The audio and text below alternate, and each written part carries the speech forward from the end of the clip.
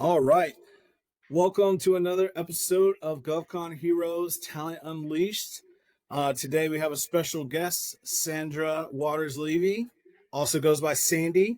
And obviously we have our co-host, Jennifer and Justin, with us today. Really excited about today's episode. It's going to be packed full with wonderful content, focusing on contracts. And as you know, in the cleared sector, everything we do is based on the contract. So we got wonderful dialogue teed up today. And without further ado, Justin, if you can start us off with the introductions, and then we'll go ahead and dive into the material. Sure.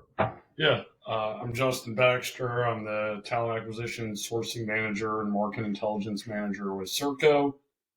We're an international defense and services company based out of the UK. I work in the North Americas division. Thank you. All right, Jennifer, you're up. I'm Jennifer Jones. I work with Maintech International in the talent acquisition business development team. I also work in the national intelligence division. Awesome. And myself, Junius Currier, I'm the director of technical recruitment for Maximus TCS, and as well as the director of sourcing operations for our federal IT group. And today we have a special guest, Sandy Levy. Sandy, she currently serves as the Vice President of Contracts for West Ed and grants, she's actually the VP for contracts, grants, procurement, and she oversees a team of individuals supporting that function. Sandy has tons of experience, over 3 decades of contracts manager experience in the federal, state, and local government sectors, as well as commercial and international arenas. And her superpower is helping people embrace positive organizational change to facilitate teams to operate efficiently. She enjoys mentoring team members and paving a path for their professional success. Among Sandy's many accolades, she has a Juris Doctorate from Purdue Global University, an MBA in Finance from the Keller Graduate School, an Executive MBA in Organizational Leadership from Cornell University, and a bachelor's degree in Finance from the University of Maryland's Robert H. Smith's Business School. She's also an active member for NCMA, the National Contracts Management Association, and has been so for the majority of her career. So let's give Sandy a warm welcome. Sandy, welcome. Appreciate you joining us today. Sure. Thanks for having me, everyone. It's good to be here. Yeah, glad to have you here. We got some questions. We got a lot of things we want to jump into, but I just kind of wanted to just share with the audience here. The reason why we wanted to have someone with so much contracts management experience on the pod is really about understanding really how the two different strategic operations work together, right? Hopefully during our conversation today, we'll really explore that. And really also one of the things that I'm super passionate about, especially if you're recruiting in the whether it's cleared space or whether it's non-cleared, if you're in the government sector, nothing happens without contracts, right? Like contracts, whether it's subcontracts, whether we're the prime or we're a subcontractor, contracts is super important from an operational perspective. It can impact, how revenue is captured, whether it's, obviously the different types of contracts that out there, the procurement methods that, your particular organization really caters to or wants to pursue. All of those different organizational philosophies can have direct impact on recruiting in terms of how we go about our business. So, I definitely wanted to invite someone with your expertise, Sandy. With that being said, open it up to you real quick. If you have any thoughts, feedback on that intro that you'd like to chime in on. Yeah, sure. I think that contracts and talent acquisition, we have to work hand in hand, as well as other parts of the other infrastructure teams, finance and accounting and HR, IT, depending on what the contract holds, but it's really critical we work hand in hand with one another. So that we can deliver completely to the contract and deliver the best solution to either a government customer or commercial customer, whatever the matter may be. So, I know, obviously I kind of mentioned that you've been in contracts for like, 3 decades, right? So from your perspective, how have you kind of seen like the evolution of that particular function in the government contracting field and the partnership that you've had with talent acquisition? I've seen, and interestingly enough, in the beginning of my earlier career, contracts administration was quite, transactional facing and transactional based. And when you learn this industry, that's kind of where you start. You learn to administer contracts and making sure that all the I's are dots and dotted and T's are crossed.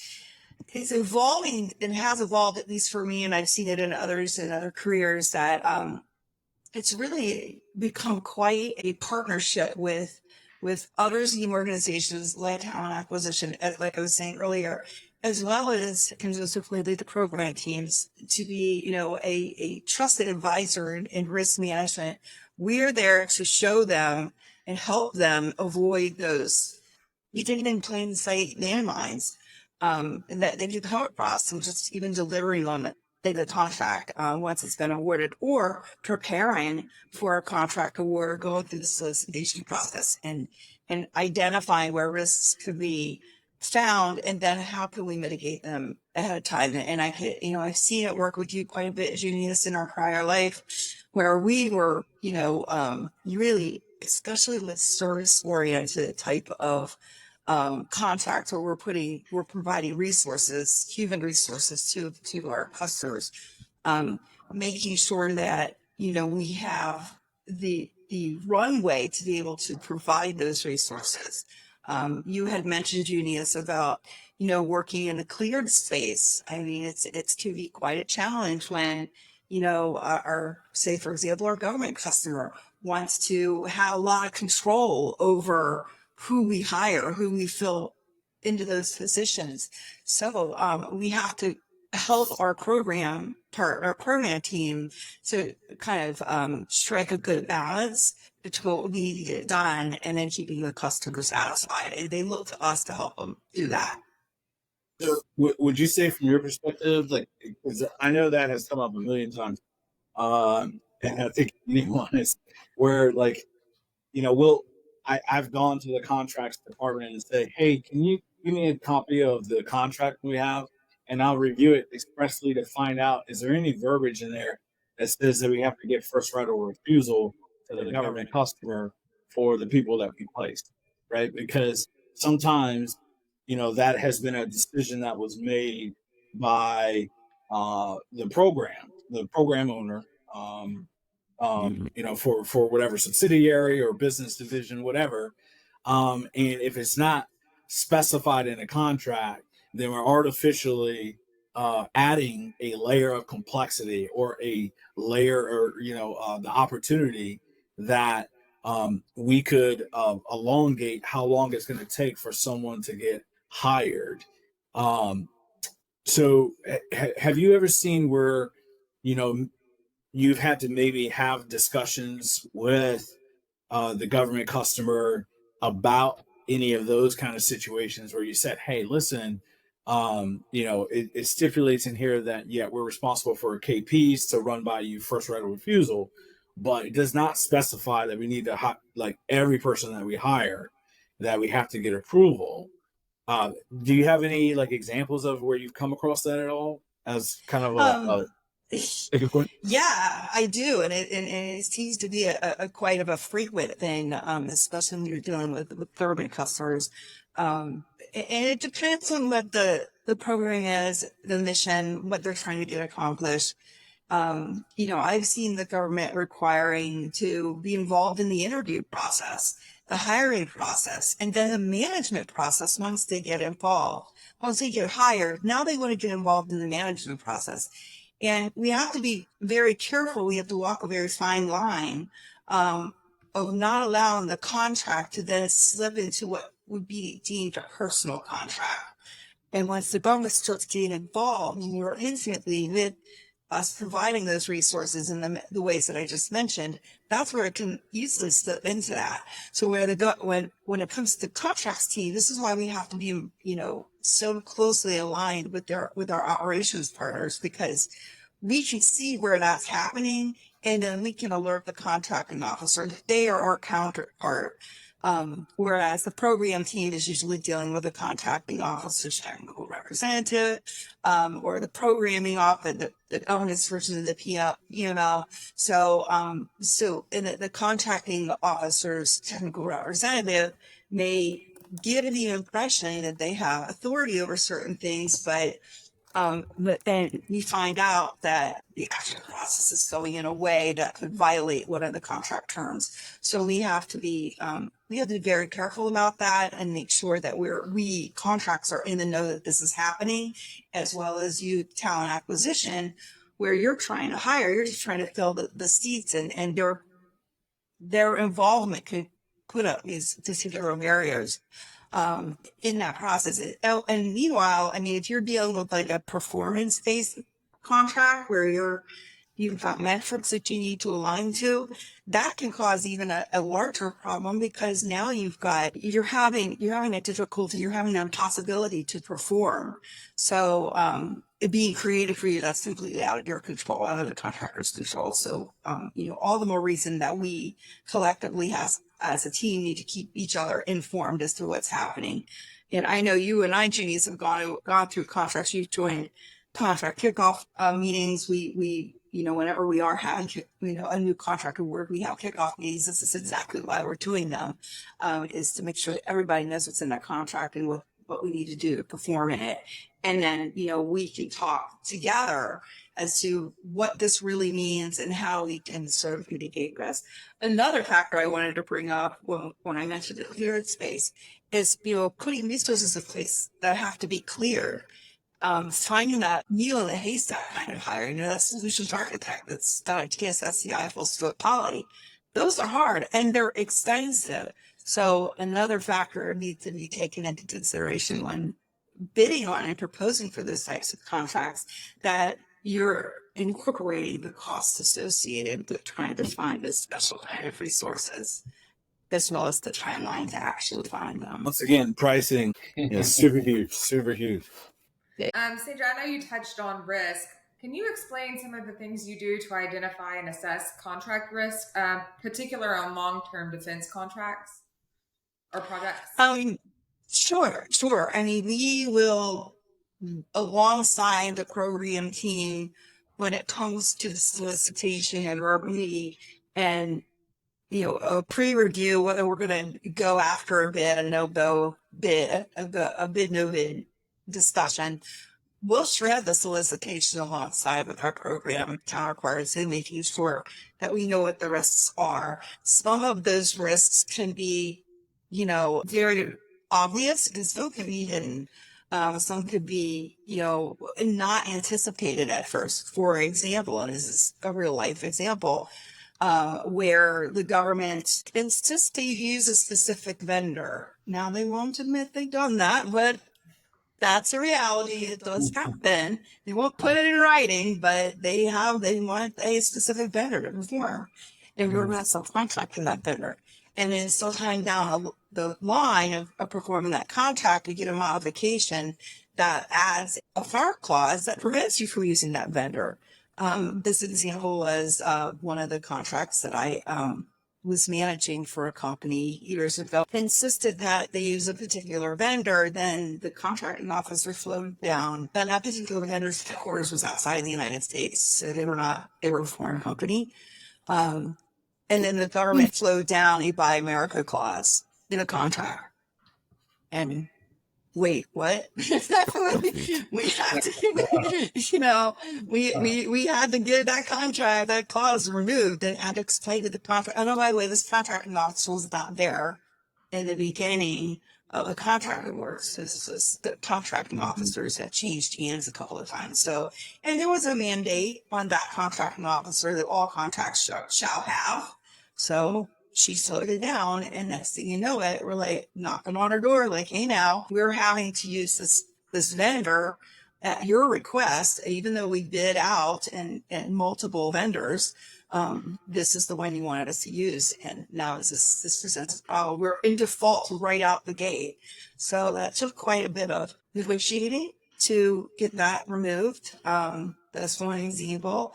Another example is, say we're selling or reselling or as part of a solution, a commercial software product. Yeah, the government has slowed down your contract the far for data and range is quick to having to do whatever they want with whatever you give them. We have to make sure that what's in that contract aligns well with what we're actually selling to provide as the government. So if we're using a third party, software product that doesn't belong to us and we are reselling that or putting it as part of our solution, we have to make sure that that vendor's rights are also protected within the contract that we're agreeing with the government, and make sure the right data and rights, the commercial software data and rights for our clauses actually flow down. So that gives solidity into what that government the government customer can do with the software that we do provide them. That's just a couple of examples. I could go on forever about this one. So are there some differences in your approach to domestic and international defense contracts in regard to risk management? Yeah, there absolutely are. When it comes to international defense contracts, first and foremost, one thing will most likely always apply, and that's ITAR. So if, depending what you're doing, mind you, but usually in the defense world, you're doing something for the defense or you're providing a service and likely a product, and you're modifying that for the application of the defense. So now the ITAR, which is the International Trafficking and Arms Regulations, is still apply. So you have to make sure that the organization is prepared to comply with that, and that what you are delivering internationally doesn't violate any of those particular rules. So there's some pretty hefty penalties as they do, to include criminal penalties. Very pricey, identical penalties of violence, potential jail time. So it's very critical that you know what you're getting into. You advise the program team accordingly as a contracts person. You should have an expert control officer at hand and on staff to give the right advisement to the program team to ensure that what is being delivered is properly licensed to do so. That's really interesting. To kind of hear all that, especially I know Justen, he's recently been doing some. Won't go into all the details, but he's been doing some pretty interesting stuff as it relates to, dealing with some overseas activities.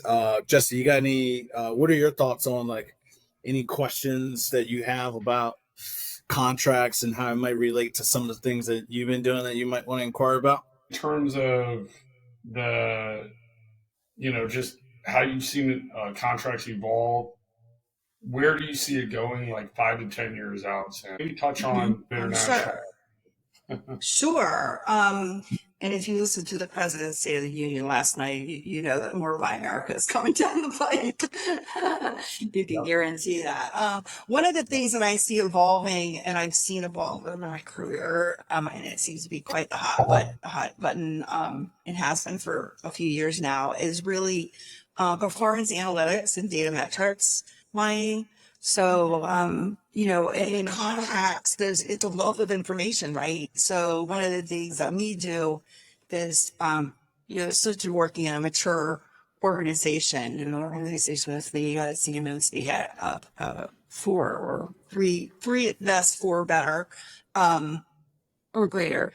They really are honed in on being able to mine the data that's coming into the contracts and be able to report on that, and that helps with their planning and their strategy planning in the future. So even in the present, where volumes of work are spiking, when they're spiking, for example, I can see that in the contracts world. I can only imagine you guys see it in the talent acquisition. One of the things that we focus on and one of the initiatives I'm focusing on here for WestEd is being able to capture data analytics around, team workloads and being able to predict when the heavier waves of contracts are going to come in and making sure that we have the right alignment of teams to be able to handle that, because business is coming and we can't slow down and we can't burn people out at the same time, right? So I see that evolution. It has been happening. It's going to continue to happen. And we just need to make sure that we stay in the forefront of that particular way and staying on top of the process, procedures, how we're handling things in the most efficient way, as well as aligning with the best tools to do this kind of big analytics. Speaking of that too, something that kind of came to my mind during your answer and when Justin posed the question was, I've kind of noticed that recently over the past year, there's been a lot of delays on award decisions. Like the procurement process seems to be getting longer and longer. I'm seeing, proposals that are, being advertised, like the RFP dates almost 100% of the time are being pushed out. You're like, you got a target date, it's going to get pushed out. And then the award decision, like, I've seen it where award decision was supposed to be like in the fall. And now we're over in, the spring, about to almost be in a month or so, going to be in the summertime. It still hasn't been announced yet. So, and that hasn't always been the case. I was just wondering if you had any insight on that, or if you had any thoughts about that at all, like from your perspective. Yeah, no, that's a good question. And I see it as well. I mean, what used to be maybe a 6 to 9 month sales process is now being bumped out to 18 to 24 months in order to close the contract or close the deal and bring it to contract award. And there's a lot of work that goes into play for that. And my heart goes out to the business folks that are out there, staying on the forefront of the government or the commercial customer's mind. Really the government, that's where I see the longest lead time. Some of the factors that are coming into play is big factors of the carrier requirements. And we have things like continuing resolution going on that we have right now, where Congress has to appropriate the fundings for various budgets. Like every 3 months. Like every 2 months, right? And it has a huge impact on the planning, the government program side of the government PMO, as well as the contracting officers' abilities to plan whether they can procure things. So, then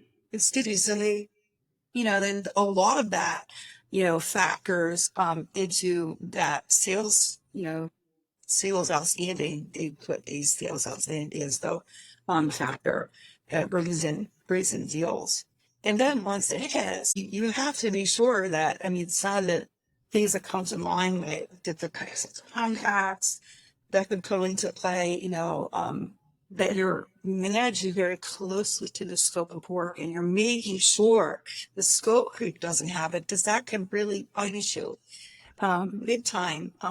It's real hard to go back to UL and ask for money when the government is strapped. I've been in situations where I've seen, scope creep get very, very bad. And it's just, the program team is doing what they do best. They're serving the customer. And it's just that the customer wants this, and I want that, and I want this, and it's just a snowball. Next thing you know, you're millions of dollars behind the 8 ball, out of funding, and you have to go back to the government in mid-cycle of their budget where they don't have the money. And if the contracting person the contracts person on the contractor side doesn't have a good relationship with that contracting officer, that makes that conversation even more difficult. And if the contracts person for the contractor isn't intimately involved on the operational side and this is coming, it can create an impossibility to succeed. So, all the more reason that these two teams must remain closely aligned. And that, they can help them with when they're seeing something that the government is asking them to do, and they can ensure whether the scope is, going to afford that. versus, trying to catch up. I get it in a sales market. It's salespeople are programmed to believe that it's better to ask for forgiveness versus permission. But it's real hard to do when you don't have money. I've seen it go south and pretty quickly, and that can hurt. Yeah, I would just think that, like, especially with the funnel, right? Like, when you work for an organization, like you said, if you're service delivery or, whatever the case may be, if your procurement, range, is not just being doubled, 6 to 9 months, it's almost being, and if it's 6 months, it's being tripled. That can really impact, your ability to meet your organizational goals. So it's going to probably be really incumbent upon the organization to be increasing the amount of opportunities that they're chasing, which can also cause its own added stressors, and in order to be able to meet, because the cycle for awards has been extended and it's a little bit more volatile than what it has been in most recent years. And I thought you brought up a really good point about, the issues of the continuing resolutions causing some instability with being able to for the corps and contracting offices to be able to adequately plan procurement and advertise that, socialize that, so that way they can get the bids and get them assessed and evaluated and awarded in a timely manner. So it's a snowball thing. And for those that are involved in pre-award recruiting, they certainly feel that pinch when it comes time to keep people warm for opportunities that you've placed in anticipation of awards. So I thought that was a great point. Yeah, and Hey, Jen, I didn't mean to interrupt. You had a question? Yeah, so I know you mentioned how there's, as the procurement process extends, there's a lot of things that change within the contract. One thing that I've noticed over the last couple of years is the requirements for candidates, at least on the talent acquisition side, seems to get more and more stringent. For example, I was reading a job description just the other day, and it read to me like 4 different jobs bundled up into one. and I know you've experienced this as well. But I've definitely seen an increase in this over the last 2 years. How do you work with your talent acquisition and human resources team whenever you come across those kind of situations? Yeah, we do our best to kind of be the intermediary between our internal resources as well as, with the external customer. And like I said, the contracting officer is our counterpart. When we see a job description, for example, if we're talking about, you contact us, hey, this job description might be a little hard to recruit for, and we take a look at it along with you. I'm like, oh my goodness, they want a unicorn. There aren't any. We're not in Scotland. So that's where we're going to, maybe work with the contracting officer to be the voice of reason for us with their program side, to say, hey, maybe we need to divide this amongst labor categories. For example, if we've got a contract that has several different labor categories and they've written a job description that's bundled all up into one. And I've seen that too, especially in like where we're providing science professionals, for example. Mm-hmm. So they will, bundle up various different scientist levels into one. They want somebody that has X amount of experience and a PhD and can do this, take out the trash at the same time. And it's really, that's a really hard bill to fit. So to fill. So we'll work with you guys to kind of better understand what the recruiting process is going to look like. And we'll communicate that back to the contracting officer and see what we can do to kind of unbundle that job description and maybe write something or propose ourselves. Here's our labor category.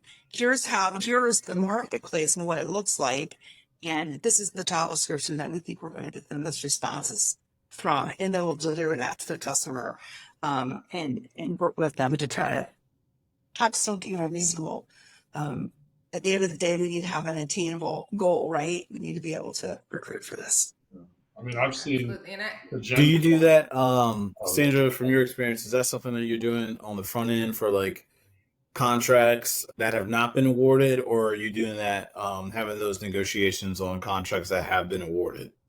Both, but it's preferable to do it pre-award.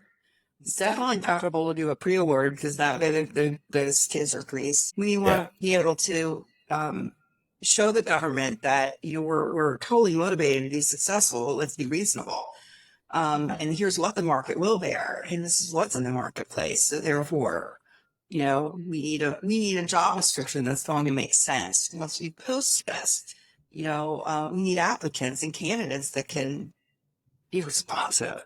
Otherwise, you guys are spinning your wheels in the mud, and the customer's unhappy, and we're in the middle trying to, place to try and mitigate it. I was gonna say I would think that would probably be a little bit easier to do, maybe for like awards that are like soul awards, those kind of things. How often do you feel like you're able to be in a position to kind of have that negotiating power for like a full and open space, or is it probably is that likely or less likely compared to like a sole source or something along those lines? It's possible. It's possible. The sole source awards definitely give you a little bit more negotiation room because they want you, they know you, they want your business, they want your good, they want your service, right? They can be challenging in themselves with a current stance. For instance, saying, sorry, we're not going to negotiate, this isn't about the business, right? We're going to do what we have to do. We have to change our spots to stripes, then my goodness, let's get off this gray thing and start making stripes. So I mean, at the same time, when it comes to the full and open, you've got other contractors that are bidding for this, and who knows, they might be they might be saying, oh sure, we can fill this bill. It does not matter having a reasonable conversation, and you're not going to have a reasonable conversation without a good relationship with the customer.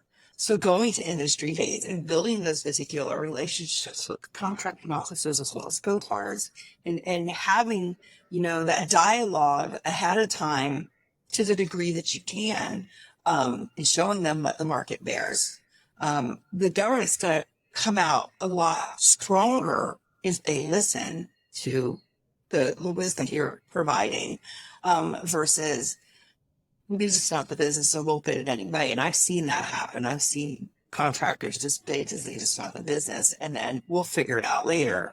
Yeah, and that's a huge disaster sometimes. We'll pass that responsibility over to TA. Right, exactly. Good luck, guys. Hey, we got the business, now go fill it. Right. You know, this is like 30 grand under market. You raise a good point, Justin. It does vary.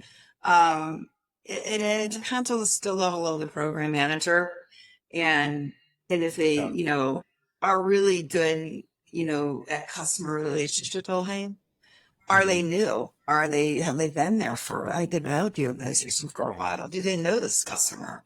Any program management that they wear so many hats. My hat goes off to the program managers out there, that especially the ones that are really good, because they are not only doing business development and sales, but they're also managing, in some instances, in many instances, very complex programs. When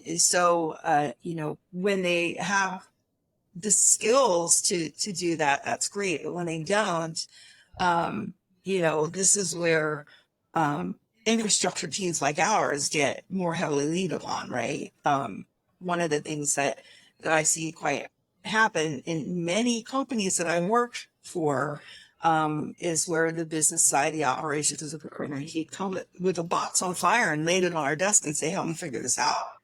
Like, it's like, your contracts is in here, so it must be contracts to figure out. When in fact, the reason why the box is on fire is because the program just went off the rails and it wasn't properly managed. So this is where I am a strong proponent of my team becoming very intimately aware and being involved in the operations. Like, go to the operations meetings, be part of those service meetings, go to the government kickoff meetings, get to know the contracting officer as well as have, the contracting officer's technical representative. Let them know your face. Let them, know your name, and that you're there to make sure that what's being delivered is going to be delivered successfully.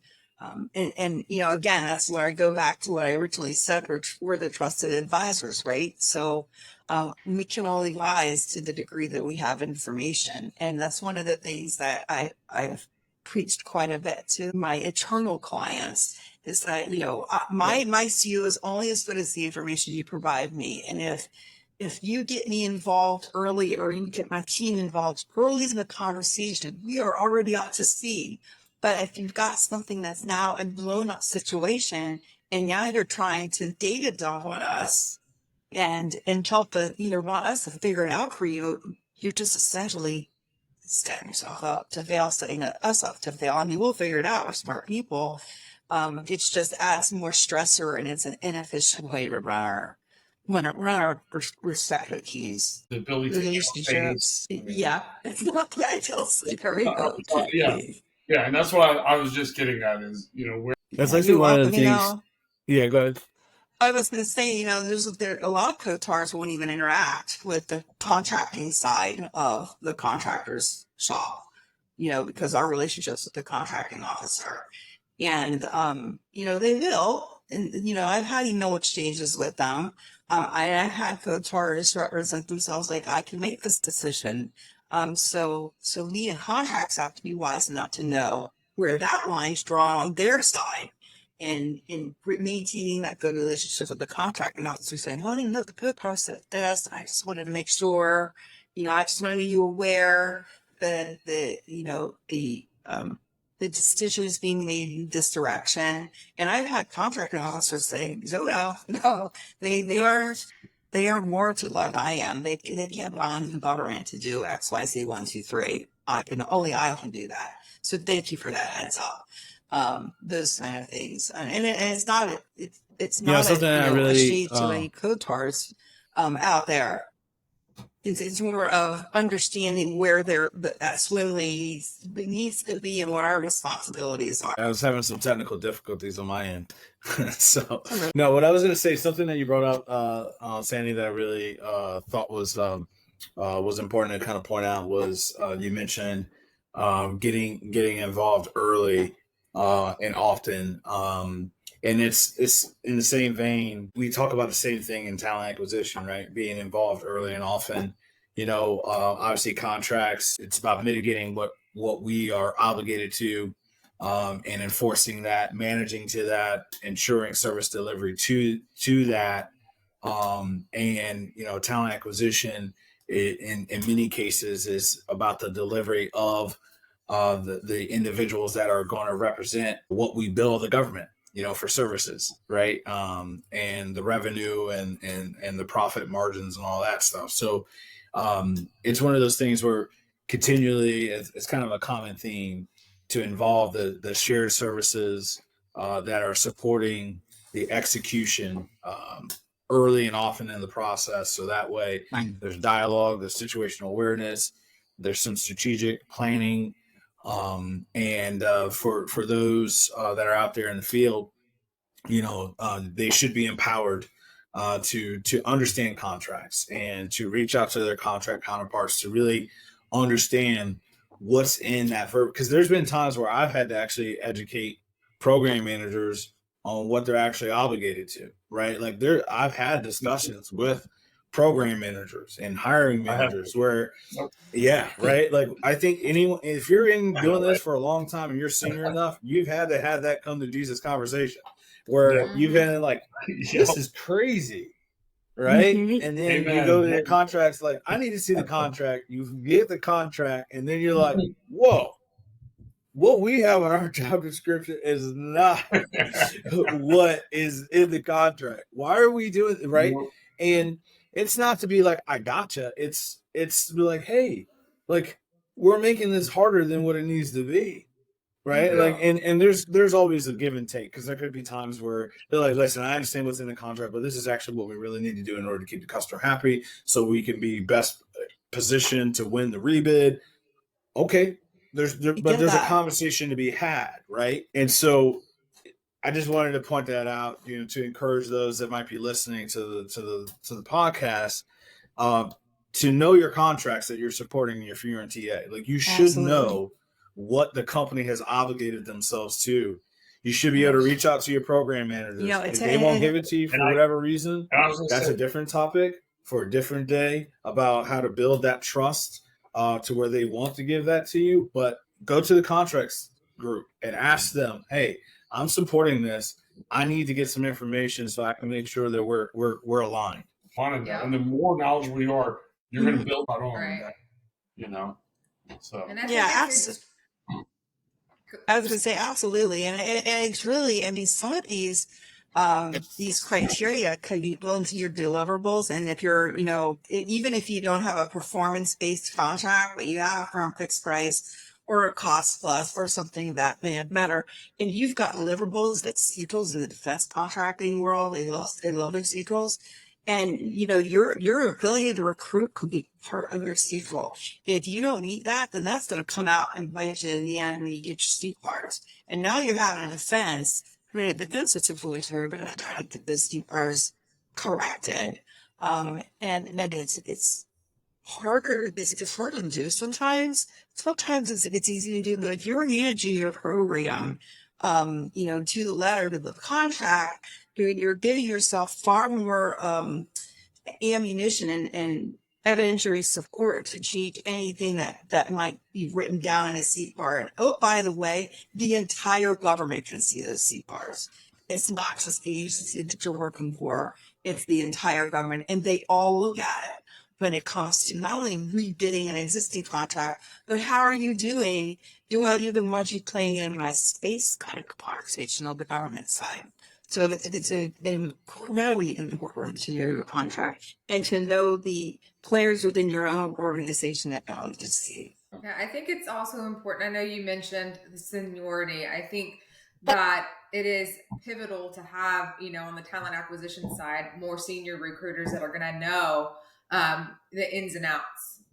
Because, I've seen it where, even early in my career where I'd be thrown, the purple squirrel with a unicorn horn type of requisitions. And I didn't know at that point how to advise and discuss, the probability of even being successful in filling this role. So then I'm spinning my wheels, using company dollars on a nearly impossible to fill role. And, as a senior recruiter, you can certainly address that. I know Justen does a phenomenal job with his data analytics from the get-go whenever he's working on projects. I've seen it firsthand. And yeah, I definitely think, what was that? Don't worry, we'll edit it out. It was a vortex. We're all excited too. I was on a roll. Yeah, keep going. Don't stop. Don't let that phase you. Don't let that phase you. But yeah.